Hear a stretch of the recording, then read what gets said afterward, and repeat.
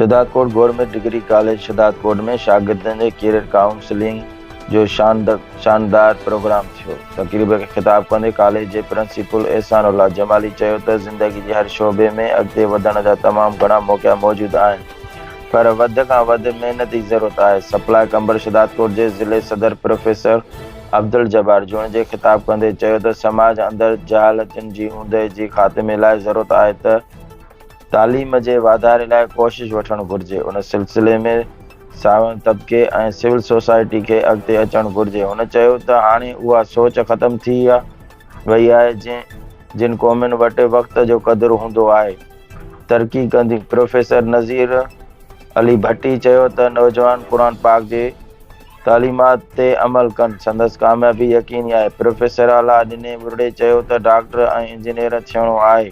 हिन वक़्तु स्पेशलाइजेशन जो दौर आहे।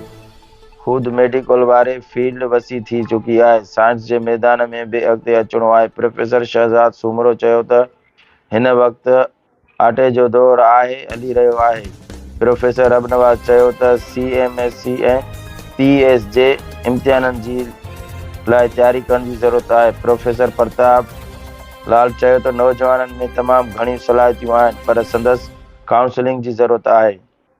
प्रोफेसर फिदा हुसैन जूने जे प्रोग्राम के कैंपेनिंग दौरान चयो त अगर पंहिंजी सिंध के अॻिते ॾिसण चाहियो था त तालीम ऐं संदसि रोशन मुस्तक़बिल लाइ अमली तौर उपा वठणा पवंदा।